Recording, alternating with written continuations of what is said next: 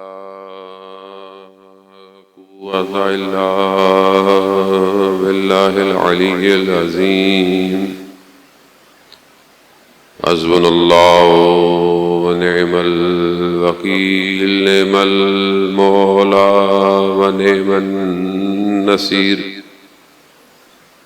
أعوذ بالله من الشيطان الرجيم بسم الله الرحمن الرحيم الحمد لله الذي يؤمن الخائفين وينجي الصالحين ويجزع المستكبرين ويهلك ملوكا ويستخلف آخرين والصلاة والسلام على رسول ثقلين محبوب رب المشرقين والمغربين جد الحسن والحسين نبينا سيدنا أبي القاسم محمد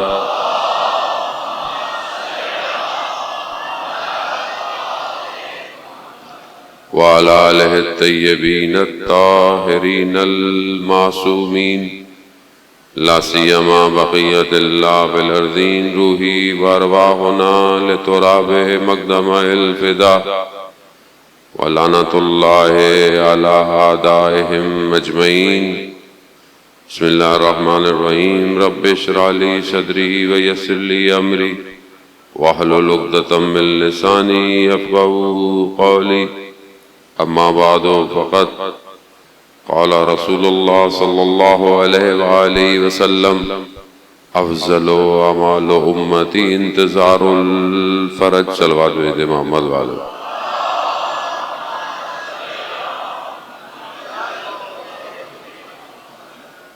عزیزان سید الشہداء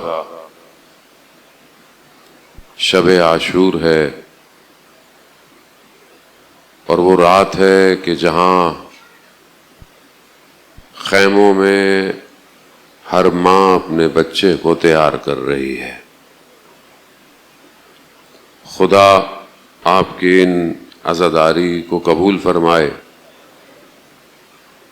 اور یہ سلسلہ جاری رہے گا، لیکن یہ عشرہ اول کی آج آخری مجلس، خداوند متعال ہمیں اس پیغام کو خود بھی سمجھنے کی توفیق عطا فرمائے اور دنیا تک منتقل کرنے کی توفیق عطا فرمائے۔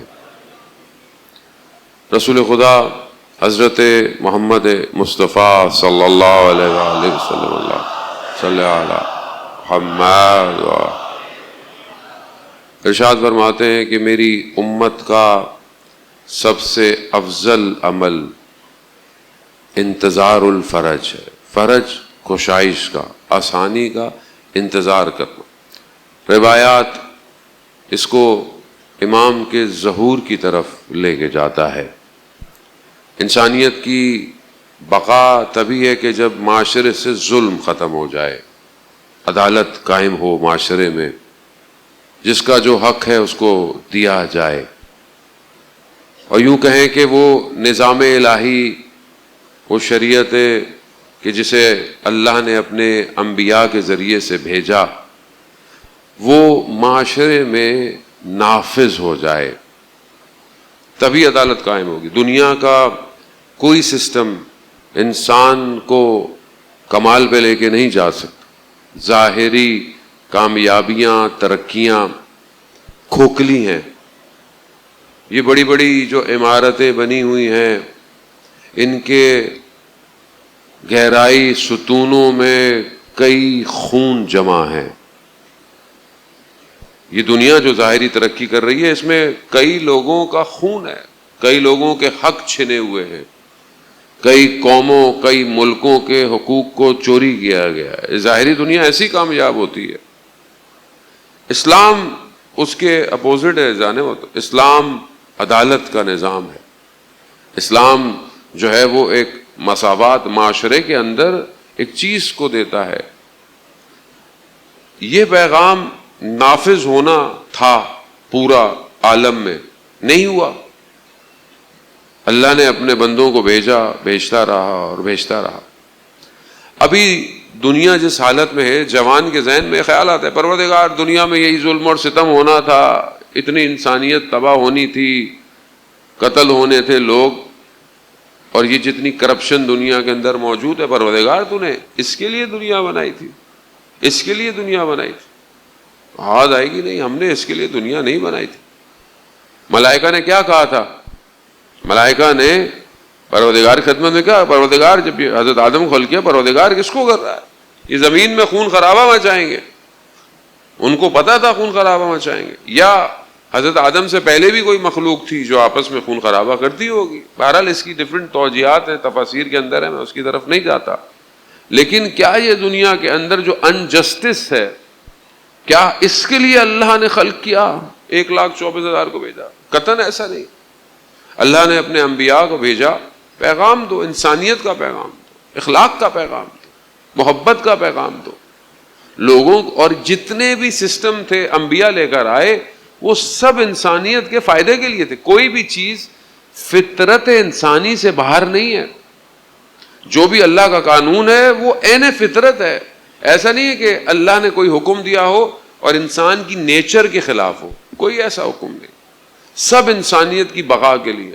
یہ آج دنیا لبرل اور ملحد ہوتے ہوئے اسلام کے کئی چیزوں پہ جو ہے وہ رکھنے ڈالنے کی کوشش کرتے ہیں، اعتراض کرتے ہیں. اصل انہوں نے صحیح طرح اسلام کو سمجھا ہی نہیں، یا اسلام کو وہاں سے نہیں لیا جہاں اسلام اترا تھا.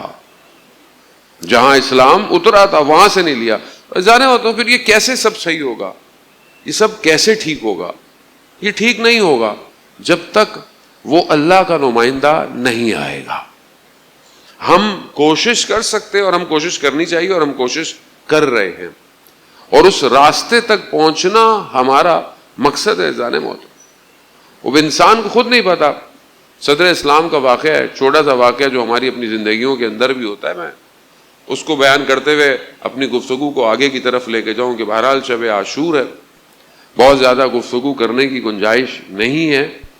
زان محترم صحابی ہے پیغمبر کا، رسول خدا کی خدمت میں آتا ہے، کہتا ہے، بار بار کہتا ہے، یا رسول اللہ کوئی دعا کر دے، کچھ کر دے، میرے رزق میں اضافہ ہو جائے. رسول خدا کہتے ہیں ابھی کیا ہے؟ کہا بھی میں تشت پہ کچھ کھجوریں بیچتا ہوں. تو کہا گزارا؟ ہاں گزارا ہو رہا ہے، مگر مجھے اضافہ چاہیے، اضافہ چاہیے، بہت چاہیے. رسول خدا کہا نہیں، یہ زندگی بہتر ہے، کافی ہے، ہو رہا ہے نا گزارا. تو یہاں دو مفہوم اذان محترم بہت امپورٹنٹ ہے ہر چیز کے اندر. اضافہ الگ ہے، برکت الگ ہے. ہم اپنی زندگی میں اضافے کے طلبگار ہیں، اضافہ ہونا چاہیے، ہر چیز میں زیادہ ہونا چاہیے، مگر بھول جاتے ہیں کہ جو چیز امپورٹنٹ ہے وہ برکت ہے. برکت اگر ہو تو چاہے جتنا بھی ہو وہ بہتر ہوتا ہے. ابھی یہ واقعہ بہرحال میں اس کی آپ کی خدمت میں اور اس کو آگے لے کے جاؤں گا. جانے محترم آخر جب اس نے بہت اصرار کیا، پیغمبر نے دعا کی، پیغمبر نے اپنے طرف سے 2 دھرم اس کو دیے کہ اپنے مال میں یہ ملاؤ اور کام کرو. اس نے وہ ملائے، کھجوروں کی تعداد تھوڑی زیادہ ہو گئی.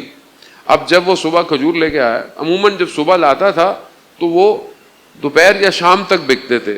اس دن کھجور، اس 2 دھرم کی برکت سے کھجور خوبصورت تازہ ایسے ہوئے کہ کچھ گھنٹے میں بک گئے. جب بکے اس نے اور لے لیے، پھر بکے. وہ جو پورا دن میں شاید کچھ کلو بیچتا ہوگا، پورے دن میں اس نے من کھجور بیچ دیا.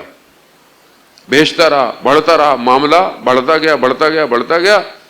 رسول اس کی جو بھی دکان تھی، جو بھی اس زمانے میں تھی، وہ مسجد کے قریب تھی. سرکار دو عالم گزرنے لگے تو اس کا ہاتھ کھجوروں میں ہے، لوگوں کے ہاتھ اس کے اوپر ہیں، خاک لگی ہوئی ہے. کہا کیا ہوا؟ نماز میں نہیں آ رہے؟ کہا یا رسول اللہ دل بڑا ہے نماز کی طرف، مگر یہ گاہک چھوڑتے ہی نہیں ہیں مجھے. کوئی بات نہیں، خیر ہے. دن گزر گئے، ایسا ہی ہوا. دوبارہ گزر ہوا، دیکھا کہ بالکل ہی وہ نہیں ہوا. کہا کہ معاملہ؟ کہا یا رسول اللہ نیند ہی نہیں آتی ہے. جن لوگوں نے پیسے دینے اس کی فکر میں رہتا ہوں، لوگوں کے حسد سے ڈرتا ہوں، کہیں کوئی میرا مال نہ لے لے، کہیں کوئی لے لے، کوئی سکون ہی نہیں ہے. رسول خدا نے کہا اچھا ایسا کرو، میرے وہ 2 دھرم واپس کرو. وہ 2 دھرم واپس کرو. بہرحال اس نے 2 دھرم واپس کیے. اگلے دن لوگوں نے جو پیسے دینے تھے وہ کھا گئے, کھجوریں خراب ہو گئیں, اور اذان سے پہلے وضو کر کے مسجد میں بیٹھا ہوا تھا. رسول خدا نے کہا اب کیسا رہا؟ کہا یا رسول اللہ اب بڑا سکون ہے. اذان محترم, اصرار خدا کی بارگاہ میں ضد کرنا منع نہیں ہے, لیکن خدا کہتا ہے کہ میں بہتر جانتا ہوں. اس لیے حضرت داؤد کو اللہ نے پیغام دیا کہ لوگوں سے کہو مجھے اپنی خوشیوں میں یاد رکھا کریں, میں انہیں ان کے غموں میں بھی یاد رکھوں گا. یاد رکھوں گا, بہت ضروری ہے. اصل خدا کی طرف سے اگر انسان کی زندگی میں برکت نہیں ہے, انسان آگے نہیں بڑھ سکتا. بہت ضروری ہے. انسان اذان محترم, سید الشہداء جو کربلا آئے چند لوگوں کے ساتھ آئے. امام کو بھی اضافہ نہیں چاہیے تھا, امام کو بھی کوانٹٹی نہیں چاہیے تھی. امام نے کوالٹی والے لوگوں کو جمع کیا, تھوڑے سے لوگوں کو جمع کیا, مگر ان تھوڑوں میں پروردگار نے کیا رکھا کہ آج پوری دنیا حسین کر رہی ہے. اذان محترم کو بھی یہ سمجھنے کے مفہوم ہے کہ خدا کا فارمولا دنیاوی فارمولا نہیں ہے. دنیا اس فارمولے پہ چلتی ہے, مادہ اس فارمولے پر ہے, اضافہ ہو, فلانا ہو, ایسا ہو, یہ ہو, ایسا ہوگا تو یہ ہوگا. ایسا نہیں ہے. خدا منع نہیں کرتا, نہ حدیث و روایات آپ کو نارمل زندگی گزارنے سے منع نہیں کرتے. آپ اپنی زندگی میں بہتر کریں جو کریں, لیکن یہ کانسیپٹ کریٹ کرنا بہت, آج بھی معاشرے کے اندر آپ دیکھیں نا, لوگ ڈپریشن میں, انگزائٹی میں. جوان سے پوچھو اسٹریس میں, کیا اسٹریس ہے؟ وہ اسٹریس میں گھوم رہا ہے. کیوں گھوم رہا ہے؟ توقعات سے زیادہ اپنی زندگی کی چیزیں طلب کر رہا ہے. کم ایج ہے, زیادہ چیزوں کی طرف نگاہیں کیے ہوئے. شکر بارگاہ میں نہیں ہے انسان کے, شکر کرتا ہی نہیں ہے انسان, تشکر نہیں ہے اس کی بارگاہ میں. اپنی زندگی میں ایسی پریشانی کے اندر عالم ہے, خوب مقصد اور ہدف کھو بیٹھا ہے. جب انسان کی زندگی میں ہدف نہ ہو, ایسے ہی آپ گھر سے باہر نکلے اور آپ کو کچھ تھوڑی دیر بعد آپ کو کوئی روک کے پوچھے, مثلا ابھی آپ آئے, دور دور سے آئے, کہاں سے, آپ کو کوئی روک کے پوچھے کہاں جا رہے ہو, آپ بولے جی مجلس میں جا رہے ہیں, عزاداری میں جا رہے ہیں, ماتم میں جا رہے ہیں. اور آپ کو ویسے کوئی پوچھ لے اور آپ بولے کہاں جا رہے ہو, کہ مجھے پتہ نہیں کہاں جا رہا ہوں, کیا طبیعت ٹھیک ہے, خیریت ہے, نہیں مجھے پتہ ہی نہیں ہے. ہماری زندگی کا ہدف ایسے ہی ہو گیا. ہمارا جو زندگی کا فلو چارٹ ہے وہ ڈیزائن نہیں ہے. تقدیر کے بارے میں آپ اپنی نہیں سوچتے. امام جعفر صادق علیہ الصلوۃ والسلام ارشاد فرماتے ہیں, اللہم صلی علی, امام ارشاد فرماتے ہیں کہ مقدروں کا فیصلہ یا تمہاری تقدیر کا جو مدبر پلانر ہے وہ پروردگار ہے, تم نہیں ہو. ہاں تم اپنے بارے میں, لیکن تم اپنے بارے میں ڈائریکشن تو بنا سکتے ہو نا, میں نے کہاں جانا ہے, میں نے کیا کرنا ہے. دنیا میں بھی جو ظاہری لوگ کامیاب ہیں وہ بغیر ڈائریکشن کے, بغیر مشن کے, بغیر ویژن کے اپنی کمپنی کریٹ نہیں کرتے. اپنے کاموں کو دیکھتے ہیں 3 مہینے کہاں پہنچی, 6 مہینے کہاں پہنچی, سال کہاں پہنچی. لیکن میں جو دنیا میں اشرف المخلوقات ہوں, جو پروردگار کہتا ہے اے بنی آدم میں نے کائنات کو تمہارے لیے پیدا کیا, مگر تمہیں میں نے اپنے لیے پیدا کیا ہے. تو کیا میری زندگی میں ایسا فلو چارٹ, ایسا راستہ ہے جو مجھے میرے پروردگار کی طرف لے کے جاتا ہے؟ رسول خدا فرماتے انما بعثت للمکارم الاخلاق. رسول خدا کی حدیث ہے کہ مجھے مبعوث نہیں کیا گیا مگر مکارم اخلاق کے لیے, اخلاق کے لیے, ہیومن ویلیوز کے لیے. اقدار, قدریں, ویلیوز ہیں, اور یہ ویلیوز آج معاشرے میں کھو گئی ہیں. آج معاشرے میں آپ دیکھیں ظاہر طور پر انسان بڑا مذہبی بھی ہے, ظاہری طور پہ داڑیاں بھی رکھی ہوئی ہیں, سب کچھ ہے, لیکن آپ بعض اوقات اس کو کام میں دیکھیں, اس کو کسی زندگی کے حصے میں دیکھیں تو اس کے اندر اخلاق نہیں پایا جاتا, کردار نہیں پایا جاتا. بیہیویئر, ایٹیٹیوڈ کہاں پہنچ گئے آپ کے سامنے. انسانیت حیوانیت کی طرف جا رہی ہے. اس کو بیلنس کرنے کے لیے اللہ نے انبیاء کو بھیجا. اگر آج ہماری زندگی میں یہ بیلنس نہیں ہے, یہ توازن نہیں ہے, تو پھر ہم کون سا اسلام ہے ہمارے پاس؟ کون دے گا؟ کربلا اقتدار کی جنگ نہیں ہے، کربلا اقدار کی جنگ ہے۔ کربلا وہ ہے کہ جہاں سید الشہداء دشمن کا جب آیا لشکر تو اس کو پانی پلا رہے ہیں، پانی پلا رہے ہیں، پانی پلا رہے ہیں۔ کہاں پلایا جاتا ہے؟ کہاں دشمن کے اس طرح کیا جاتا ہے؟ سید الشہداء نے اس حالت میں بھی انسانیت کے تمام قدروں کو اجاگر کیا ہے، اجاگر کیا ہے۔ آج یہی مجلس، یہی عزاداری انسان کو وہاں لے کے جا رہی ہے۔ اذان محترم، چند دن آپ کی خدمت میں خلاصہ سا ریکیپ کروں گا۔ اذان محترم، سید الشہداء کا مقصد قیامت تک کی انسانیت کی بقا ہے، اور یہی مقصد ہے کہ جو ہمیں اپنے پروردگار کی طرف لے کے جاتا ہے۔ یہی مقصد ہے کہ جو ہمیں اپنے وقت کے امام کی طرف لے گئے۔ امام بھی ظاہر ہے اللہ ہی کی طرف سے، اللہ کا نمائندہ ہے۔ حدیث ہے، امام جعفر صادق علیہ الصلوۃ والسلام ارشاد فرماتے ہیں، اللہم صلی علی محمد، ارشاد فرماتے ہیں کہ پروردگار نے امام حسین کو چند چیزیں خاص عطا کی۔ کیا؟ ان کی ذریت میں امامت کو قرار دیا، یعنی جتنی ان کی نسل ہے اس میں امامت کو قرار دیا۔ دوسرا، اس خاک کو جس پر وہ شہید ہوئے اس میں شفا قرار دی۔ دنیا کی کسی خاک میں شفا نہیں ہے اذان محترم۔ خاک میں، خاک کو کھانا جائز نہیں ہے سوائے خاک کربلا کے۔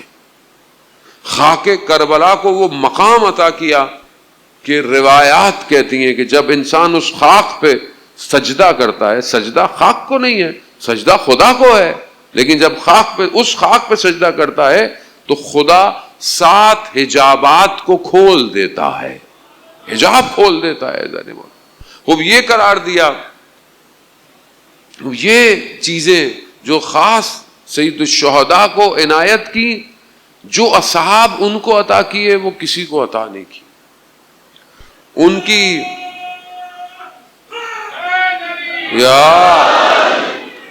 جو یہ امام کی حدیث ہے، جو یہ کسی کے لیے نہیں ہے، کسی دنیا کی جگہ کے لیے یہ حصہ نہیں ہے کہ جو امام حسین کی زیارت پہ جاتا ہے، جتنے دن وہ کربلا میں رہتا ہے وہ دن اس کی زندگی میں شمار نہیں ہوتے۔ معجزہ الہی ہے اذان محترم، معجزہ الہی ہے۔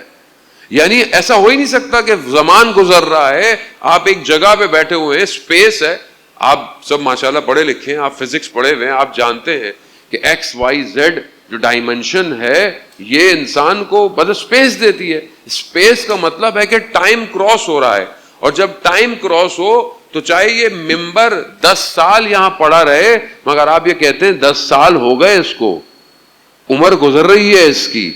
مگر کربلا ایسی جگہ ہے، یا یوں کہوں امام حسین وہ ہے جو ایک عام آدمی کو بھی لامقاں کر دیتا ہے، لامقاں کر دیتا ہے۔ یا علی یا علی یا علی مدد حق ہے۔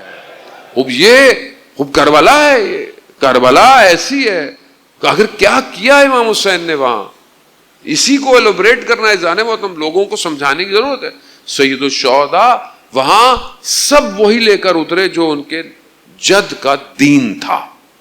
خود ان کے جملے ہیں، میں اپنے جد کے دین کی اصلاح کے لیے، لوگ گڑبڑ کر چکے تھے، لوگ خراب ہو چکے، تبھی تو اصلاح پر آئے تھے، امر بالمعروف کے لیے آؤ، نہی از منکر کے لیے آیا ہوں۔ آج اصلاح کرنا مشکل ہو جاتا ہے، مجلس میں اصلاحی باتیں کریں تو لوگ کہتے ہیں مولانا صاحب کیسی خشک مجلس پڑھ دی آپ نے۔ اور جانے محترم سید الشہداء اصلاح چاہتے ہیں، معاشرہ بہتر ہونا چاہیے۔ آج اخلاقی قدریں معاشرے سے کم ہو گئی ہیں، بیہیویئر ختم ہو گیا۔ پیغمبر ایسے تھے کہ اپنی زندگی میں سب کو معاف کر رہے ہیں، آج ہم اپنے برابر والے کو معاف نہیں کرتے، آج ہم اپنے رشتہ دار کو معاف نہیں کرتے، آج ہم اپنے سگوں کو معاف نہیں کرتے۔ 2 سال ہو گئے، 5 سال ہو گئے، میں نے بات نہیں کی، میں نے کسی سے اپنے گھر والوں سے رشتہ توڑا ہوا ہے۔ ذہن محترم خوب، یہ شخص خدا کی بارگاہ میں کیسے جائے گا؟ یہ شخص کس طرح پہنچے گا؟ سید الشہداء اسی پورے دین کو لے کر کربلا آئے۔ ذہن محترم خوب، یہ یہ ہمارا فرض ہے کہ ہم بہرحال اس کربلا کے ذریعے سے، کیونکہ جو کچھ امام کے پاس ہے وہ سب وہی ہے جو رسول نے دیا ہے. حسین منی و انا من الحسین. کربلا کربلا کربلا کربلا کربلا کربلا کربلا کربلا. علی ولی اللہ.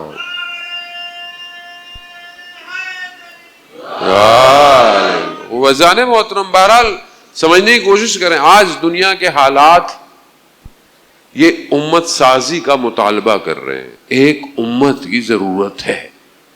یہ امت کوئی اور نہیں بنا سکتا، کوئی اور پلیٹ فارم نہیں بنا سکتا. کسی میں اتنی طاقت نہیں کہ انسانیت کو جذب کر سکے سوائے امام حسین کے. یہ امام حسین ہے کہ جو بغیر مکتبہ فکر کے، مذہب کے، فرقے کے، سب کو ایک جگہ بلا رہا ہے. اور یہی پیغام ہے جو ہم نے دنیا کو دینا ہے کہ جو حسین کے لیے جمع ہو سکتا ہے وہ ظلم کے مقابلے میں کھڑا ہو سکتا ہے، وہ مظلوم کا دفاع کر سکتا. آج جمع تو ہمیں احساس نہیں ہوتا، میں بہت معذرت کے ساتھ، ہمیں احساس نہیں ہوتا. آپ تصور کریں خدا نہ خواستہ کسی کے گھر میں کسی کے بچے کو کوئی مار دے تو کیا آپ اس شخص کے گھر سے کھانا کھائیں گے؟ اس شخص سے گھر میں پانی پئیں گے آپ؟ یا مثال کے طور پر اس شخص کی کوئی کمپنی ہو، اس کمپنی سے پانی خریدیں گے آپ؟ بولیں گے نہیں، یہ میرے بیٹے کا دشمن ہے، اس نے میرے بیٹے کا قتل کیا ہے. پئیں گے آپ؟ ہمیں احساس نہیں ہے. 22,000 بچے فلسطین میں مر گئے، ہمیں احساس نہیں ہے. ہم ان ساری پروڈکٹ کو یوز کرتے ہیں کہ جو وہاں استعمال ہو رہی ہے. تو میرے گھر نہیں مرا نا، میرا بچہ نہیں مرا، میرا گھر تباہ نہیں ہوا، میرے پر ظلم نہیں ہوا، مجھے کیا فرق پڑتا ہے؟ جو بھی کرنا ہے پیو. امام حسین کی سبیل میں بھی وہی بانٹو. عقل کا تقاضا ہے یہ انسانی ویلیوز ہیں کہ اگر آپ سامنے والے کو، مثلا اگر آپ کے مکتب کا نہیں ہے تو انسان تو ہے، ظلم ہو رہا ہے، ستم ہو رہا ہے، کچھ تو کر سکتے ہیں نا بھائی. آپ نہیں کر سکتے جو وہ لوگ کر رہے، آپ اس درد کو نہیں جھیل سکتے جو وہ لوگ جھیل رہے. لیکن پروردگار قرآن میں کہتا ہے، قرآن میں واضح کہتا ہے، کیا کہتا ہے؟ کہ میں لِیَبْلُوَکُمْ. خدا قرآن میں کہہ رہا ہے کہ میں آزماؤں گا میں. کس کو؟ کس سے؟ خوف سے. سب کو بلا استثناء خدا قرآن میں کہہ رہا ہے میں خوف سے آزماؤں گا، والجو، میں بھوک سے آزماؤں گا، والاموال، مال سے آزماؤں گا، والانفس، تمہاری جان سے تمہیں، سب انہی چیزوں سے تو خدا آزماتا ہے. دیکھیں کسی کا مال چھن جائے، مال سے آزمایا جا رہا ہے.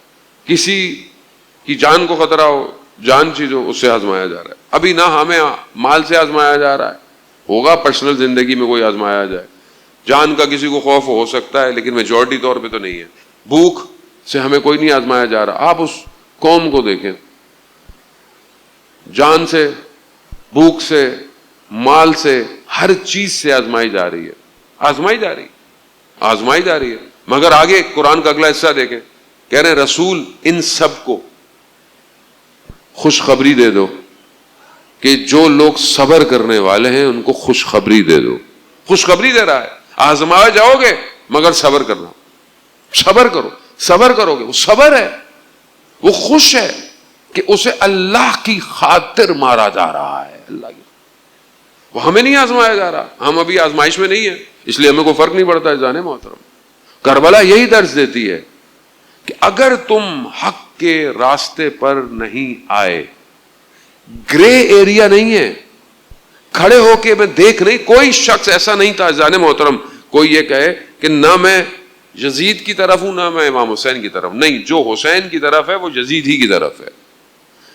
درمیانی راستہ نہیں ہے، راستہ ایک ہی ہے. نہیں، میں آج کل جیسے لوگ کہتے ہیں نہیں میں تو نارمل سیکولر لبرل، مجھے اس سے مولانا صاحب کیا فرق پڑتا ہے. مطلب میں کسی چیز میں نہیں ہوں، دنیا میں جو ہو رہا ہے ہونے دو.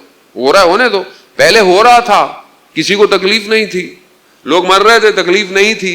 جب دنیا کی اقتصاد پہ گردن دبائی علی والوں نے تو دنیا چیخ اٹھی. پھر اب لوگوں کو سمجھ میں آ گیا نہیں نہیں, ہماری روٹی بند ہو رہی ہے, ہمارا تیل بند ہو رہا ہے, ہماری گیس بند ہو رہی ہے, ہماری زندگی بند ہو رہی ہے, ہمارا ٹورزم تباہ ہو گیا, ہمارے جہاز کھڑے ہوئے ہیں.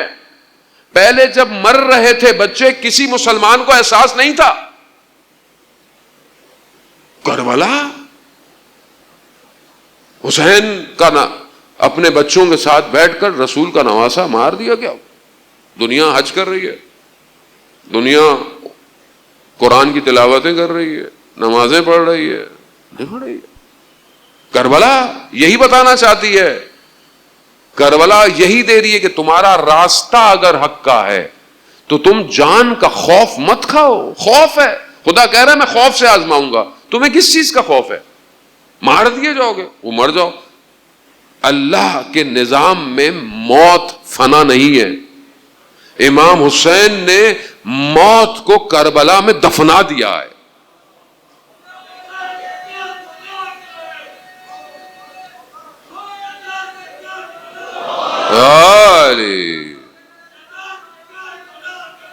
موت در خدا کا ہے, بس خدا کا ہے, خوف صرف خدا کا ہے, خوف بس خدا کا ہے. یار وہ بچانے میں تم, یہ مفہوم ہے. کربلا اسٹریٹجیکل مائنڈ سیٹ کو ڈیزائن کر رہی ہے. کربلا ڈیزائن ہے. سید الشہداء نے 61 ہجری میں جو کربلا بنائی ہے اس نے قیامت تک کے لیے مائنڈ کو سٹرکچرائز کیا ہے. امام ظاہر کائنات کے علاوہ باطن کائنات کو کنسٹرکٹ کرتا ہے, ڈیزائن کرتا ہے. یہ جو آج آپ بیٹھے ہوئے ہیں کس لیے آئے ہیں؟ دنیا میں ظلم و ستم تو بہت ساری جگہ پہ ہوا, لیکن یہاں کیوں آئے ہیں؟ کیوں صرف امام حسین؟ انسان کا اپنا مر جائے انسان 4-5 سال سے زیادہ تھوڑی روتا ہے, مگر یہاں جتنا بھی رو کم ہے, صبح سے شام رو تو بھی کم ہے. کیوں؟ امام حسین. نہ جانے امام حسین نے کب ہمارا دل خرید لیا ہے. خرید لیا ہے نا, اور جسے حسین خرید لے دنیا اس کی قیمت نہیں لگا سکتی. اسی چیز کو اذان محترم, بہرحال ہم معاشرہ سازی کریں, فتنوں سے دور رہیں. میں نے ہر دفعہ میں آپ کی خدمت میں یہ عرض کر رہا ہوں, ہم بڑے حساس ترین موڑ پر ہیں زندگی کے. امت ڈیولپ ہو رہی ہے, یہی وقت ہے. اگر ابھی سستی ہو گئی, کاہلی دکھا دی تو معاشرہ گر جائے گا. معاشرہ ایک ایسے نہج پر ہے کہ اس آنے والے کے لیے تیار ہو رہا ہے, تیار ہو رہا ہے. اور وہ جب آئے گا تو دنیا بدل جائے گی. روایت حدیث آپ کے سامنے ہے. عقلیں جو ہیں وہ رشد کر جائیں گی. لبیک یا مہدی, لبیک یا مہدی. وہ جانے محترم, بہرحال امام زین العابدین علیہ الصلوۃ والسلام ارشاد فرماتے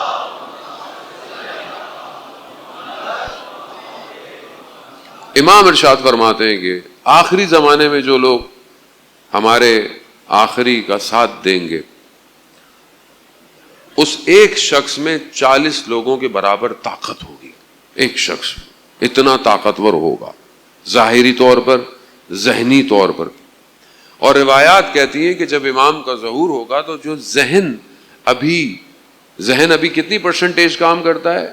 ابھی ذہن پرسنٹیج کے حساب سے, الفاظ کے حساب سے, علم کے حساب سے کہتے ہیں کہ صرف 2 سے 4 حروف, ورڈز تک, صرف الفابیٹ تک انسان کا عقل رشد کی ہے. حالانکہ کتنا انسان کام کر رہا ہے, کہاں تک انسان پہنچ. لیکن جب امام کا ظہور ہوگا تو 25 حروف تک انسان, الفابیٹ تک انسان کا عقل پہنچ جائے گا. انسان اتنا رشد کر جائے گا. لیکن کیسے کرے گا؟ جیسے میں نے پہلے بھی آپ کی خدمت میں عرض کیا کہ ہمیں اس اپنے وجود سے مہیا کرنا ہے اپنے ظرف کو. یعنی پہلی چیز میں نے آپ مجالس میں عرض کی, انسان کو اپنی عقل کو اپ گریڈ کرنا ہے. عقل اللہ نے دی ہے, اسے اپ گریڈ, اس کو ایکٹیو کرنا ہے. کربلا عین عقلانیت پر ہے, جذبات, احساسات, محسوسات اپنی جگہ پر، لیکن عین عقل کے حساب سے، عقل کے حساب سے ولایت مداری پیدا کرنی ہے، ولایت کی اطاعت کرنی ہے. یہ بہت ضروری ہے.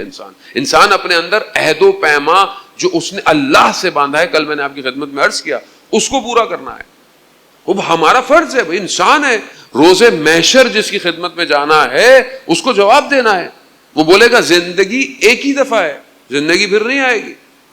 قیامت کو یوم حسرت بھی کہا گیا ہے، یعنی انسان اس دن حسرت کھائے گا. کس چیز سے حسرت کھائے گا؟ کاش میں نے یہ کیا ہوتا، کاش میں ایسے دوستوں کے ساتھ نہ بیٹھتا، کاش میں یہ کام نہ کرتا. خوب کاش کے بجائے ابھی ہمارے پاس اپرچونٹی ہے. ہم اپنے آپ کو عزیزان محترم اپ گریڈ کریں اس ماحول کے اندر، اس نجاست کو جو ظاہری بھی ہے اور باطنی بھی ہے، اس سے اپنے آپ کو دور کریں. خلاصتاً اور اسٹریٹجیکل ور میں آپ کی خدمت میں عرض کر رہا ہوں، جو واجبات ہیں اس کو ادا کریں، جو آپ کے اوپر واجب ہے اس کو ادا کریں، کوتاہی نہ کریں. خاص طور پر نماز جو واجب ہے اس میں کوتاہی نہ کریں. اللہ قرآن میں کہہ رہا ہے کہ نماز جو ہے وہ انسان کو فحشا اور منکر سے بچاتی ہے. یہ آپ جوان ہیں جان محترم، آپ کا دل قلب پاک ہے، آپ کو اندازہ نہیں ہے کہ آپ کی پاکیزگی اتنی زیادہ ہے کہ آپ مجلس امام حسین میں آئے ہوئے ہیں. آپ کا قلب پاک ہے، اس قلب کی طرح کہ جسے حضرت عیسیٰ کا واقعہ میں آپ کی خدمت میں جوان ہے، بہرحال شب عاشور ہے، وقت بہت تیزی سے ہے کہ مجالس بھی بہت زیادہ ہے، بس ایک واقعہ آپ کی خدمت میں جوان ہے آپ کے دل کو ایک تلنگر دینے کے لیے کہ حضرت عیسیٰ کے حواری تھے، جو ساتھ ان کے حواری تھے، ایک شہر کے پہنچے، دیکھا دیوار گری تو نیچے خزانے تھے، بہت ہیرے جواہرات تھے. وہ ہیرے جواہرات ایسے تھے کہ یہ بہرحال اٹھانے لگے، یعنی ایسے الگ حضرت عیسیٰ کے حواری تھے پھر بھی ہیرے جواہرات میں لگ گئے. تو حضرت عیسیٰ نے بولا کہ میں ان کو کوئی درس دوں. کہا میں شہر میں جا رہا ہوں، ایسا ہیرا لے کر آؤں گا کہ جس کی قیمت کوئی نہیں لگا پائے گا. شہر چلے گئے بہت تیزی سے، واقعہ کئی دفعہ پڑھ چکا ہوں میں.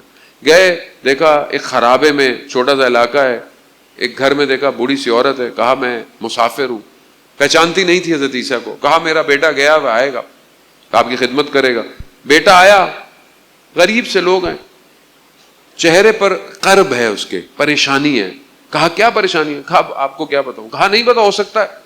تو اس نے بہرحال خلاصتاً کہا کہ میں مٹی کا کام کرتا ہوں، مزدور ہوں، میں نے دیکھا ایک کارواں گزر رہا تھا، ہوا اڑی، ہوا جو چلی تو کاروان کا پردہ ہٹا، تو میں نے ایک کسی پر میری نگاہ پڑی اور میں اس میں جذب ہو گیا، لیکن پتہ چلا وہ تو یہاں کا سلطان ہے. تو کہا یہ تو کوئی مسئلہ نہیں، تم پتھر لاؤ. ایک تشت میں لے کر آیا، اجاز نبوت سے ان سب کو جواہرات میں بدلا. کہا اس شخص کے پاس لے جاؤ اور اپنا مطالبہ اس سے بیان کرو. لے گیا، مطالبہ بیان کیا. سلطان تھا، پتھروں کی قیمت جانتا تھا. کہا یہ تو بڑے قیمتی پتھر ہیں. کہا ایک اور لے کر آؤ. انہوں نے ایک اور دروا دیا.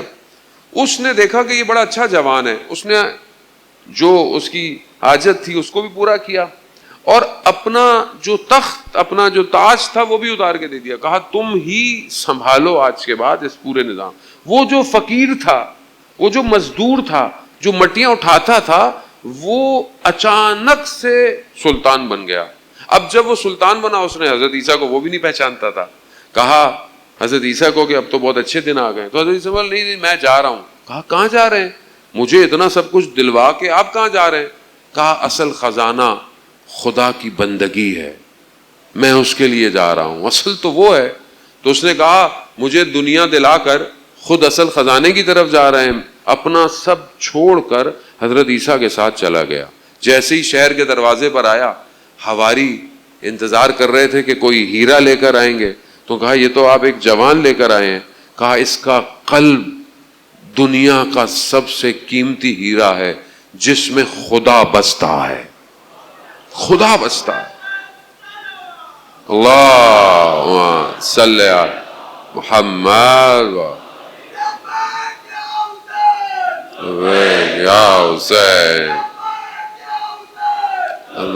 یا حسین، یا حسین.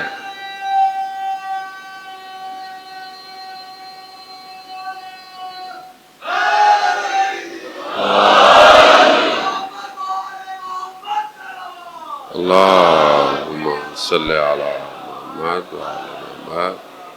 وزان محترم، انہی قیمتی ہیروں کو لے کر حسین کربلا آیا. ایسے ہیرے دشت کربلا میں رکھے گئے کہ جن کا نور آج تک انسانیت کو ہدایت دے رہا ہے. کربلا یہ ہے، جانے کربلا کو سمجھنے کی کوشش کر. کربلا کسی فرقے کی نہیں ہے، امام حسین سب کا ہے. جانے محترم، شب عاشور وہ شب ہے کہ آخری رات کا مہمان رہ گیا. مصیبتیں آپ نے سنی ہیں، مصائب آپ سنتے ہیں، سنتے رہیں گے. اذان محترم، اصل یہ ہے کہ انسان اس غم میں اپنے آپ کو ڈھال دے.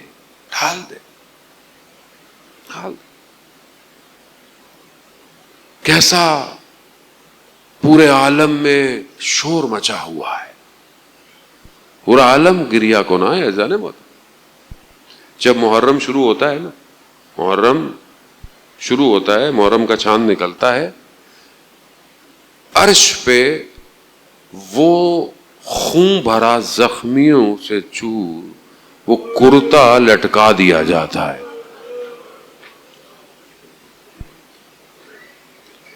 یہ جو آپ روتے ہیں نا، یہ ہمارے بس کی بات نہیں ہے. یہ جو غم ہمارے دلوں میں بیٹھ جاتا ہے نا، یہ غم آپ کا اپنا بھی مرے نا، آپ نے ایسے نہیں رونا. حسین پر رونا ہمارے بس میں نہیں ہے. یہ وہ غم ہے جو پورے عالم پہ چھا جاتا ہے، پورے عالم پہ ہر چیز گریا کونا ہوتی ہے. مٹی کربلا کی سرخ ہو جاتی ہے، عرصہ آ جاتی.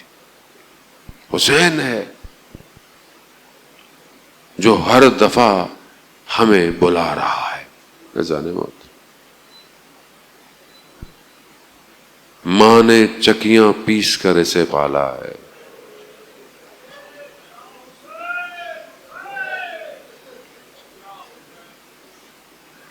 ماں نے یہی کہا تھا اپنے بیٹے سے، بیٹا جب تک تمہارا آخری عزادار جنت میں نہیں جائے گا میں نہیں جاؤں گی. غم کی رات ہے، عزادار غم ہے. نہ جانے کس خیمے میں کون سی ماں کس کو کیا کہہ رہی ہے. علی اصغر کی ماں بڑے پیار سے علی اصغر کو دیکھ رہی ہے. دیکھ بھی رہے ہیں نا لوگ، باس کو پتا تھا یہ کل نہیں رہے گا. بہن بھائی رات کو گفتگو کر رہے ہیں. جناب زینب نے کہا نا امام حسین کو شب عاشور، بھیا یہ جو آپ کے اصحاب آئے ہیں یہ کل آپ کے لیے کچھ کریں گے، چھوڑ تو نہیں دیں گے بھیا آپ کو. کہتے ہیں امام حسین خیموں کے پیچھے سے لے گئے. بعض علماء بیان کرتے ہیں کیا دیکھا حبیب ابن مظاہر بیٹھے ہوئے ہیں، سارے اصحاب ہیں، تلوار ہاتھ میں رکھی ہوئی ہے اور کہہ رہے ہیں دیکھو کل ایسا نہ ہو کہ ہم سے پہلے رسول کی اولاد قربان ہو جائے.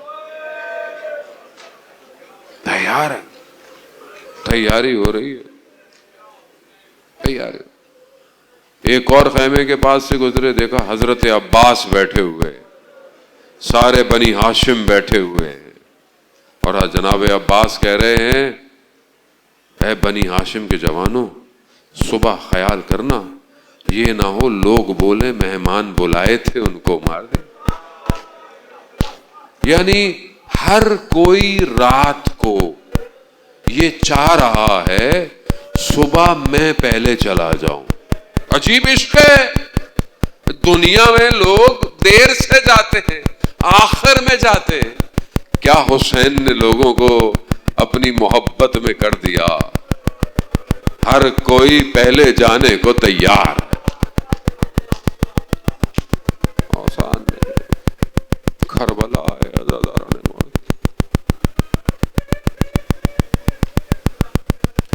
رسول کا نواسا ہے، لحموں کا لحمی، دموں کا دمی. کیا کہا رسول نے؟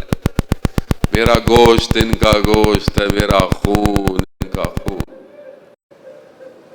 کیا کیا امت نے، کیا کیا. آج بھی سمجھ نہیں آتا امت نے کیا کیا. امت نے ایسے بھی کوئی کرتا ہے؟ وہ بھی مسلمان کلمہ ہو. محرم ان مہینوں میں سے ہے جس میں جنگ کرنا منع ہے. مسائل کا جو بنا ہے، مسلمانوں کو اس مہینے میں جنگ کرنا منع ہے، نہیں کرنا. مگر مسلمانوں نے اس مہینے میں اسے ختم کیا جو اس دین کا پاسدار.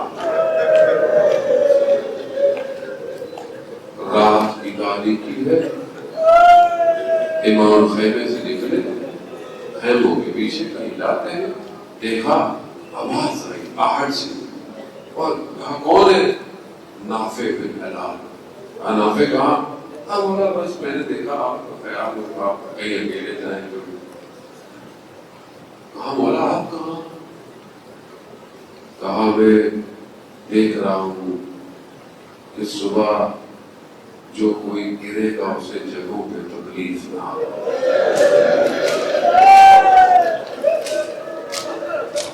پتھروں کو ہٹا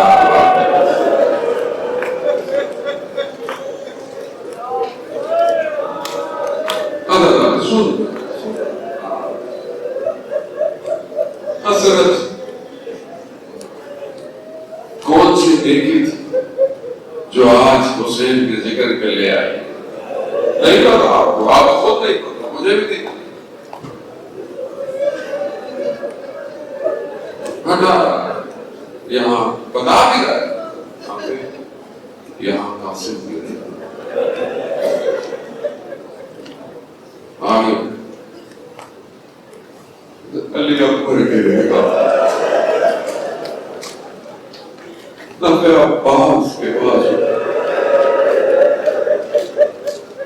وہاں پہ کہتا ہے کہ ایک مقام سے سنیے گا، بس تحمل کے ساتھ سنیے گا. کہتے ہیں ایک مقام سے امام حسین بڑی تیزی سے گزر گیا. کہا مولا یہ کون سی جگہ ہے؟ کہا ایک بوڑھی خاتون کے رونے کی آواز ہے.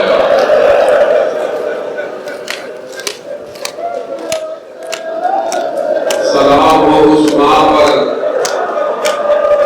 جو مدینہ سے آئی ہوئی، اس گودی قطرے گاہ میں پتھروں کو ہٹا رہی ہے. اور میرا زہرا جایا، میرا بیٹا جسے میرے بڑے نازوں سے پالا. شب عاشور ہے حضرت، رات گزر گئے، بس رو لیا، مصائب ہو گئے. روتے رہیے گا، جب یاد آئے روتے رہیے گا. سونا نہیں ہے جناب سیدہ شب عاشور کوئی نہیں. جناب زینب کی آنکھ نہ لگی شب عاشور. بھائی کو دیکھتی رہی ہے جی بھر کے، اور وہ چھوٹی سی بچی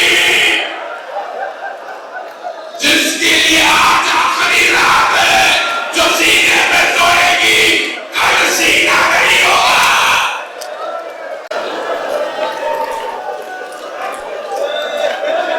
خدا آپ کو اس کا اجر. امام زمانہ راضی ہے آپ سے. چھوٹے چھوٹی بچیوں کو دیکھیں نا آپ، قربان جائیں جناب سکینہ پر. ہماری اولادیں کیا اولاد ہے.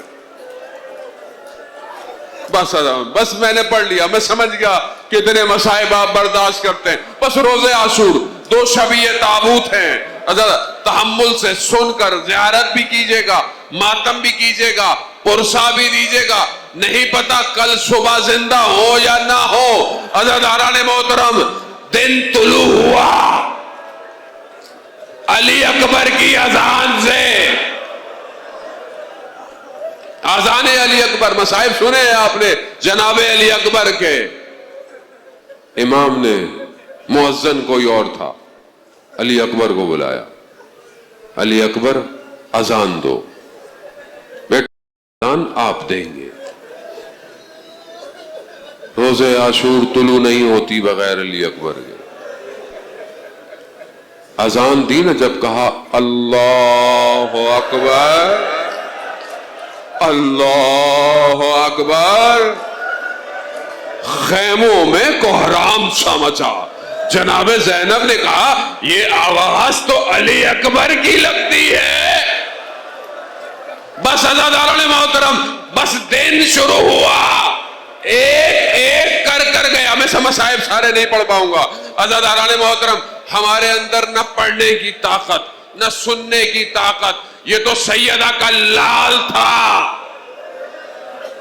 جو صبح عاشور سے عصر عاشور تک کبھی علی اکبر کا جگر پہ داغ لیے, کبھی قاسم کے بدن کو لیے, کبھی عباس کے بازو, کبھی علی اصغر کا خون. آتا رہا جاتا رہا, آتا رہا جاتا رہا.